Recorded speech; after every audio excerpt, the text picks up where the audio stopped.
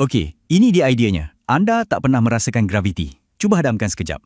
Selama ni, anda ingat anda rasa graviti tengah tekan anda kat kerusi, tarik anda ke tanah. Tapi, itu sebenarnya tak betul. Badan manusia tak ada deria graviti.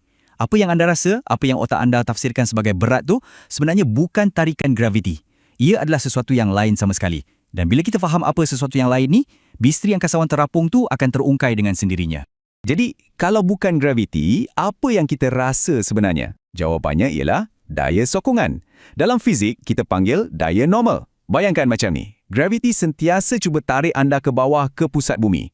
Satu-satunya sebab anda tak jatuh tembus lantai sekarang ialah sebab lantai itu tengah lalang anda. Lantai itu tengah tolak anda ke atas dengan daya yang sama kuat dengan tarikan graviti. Tolakan ke atas inilah yang anda rasa. Rasa tekanan kat tapak kaki bila berdiri atau kat punggung bila duduk.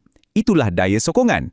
Otak kita dah belajar sejak lahir untuk tafsirkan tolakan ke atas ni sebagai rasa berat. Cuba fikir macam ni.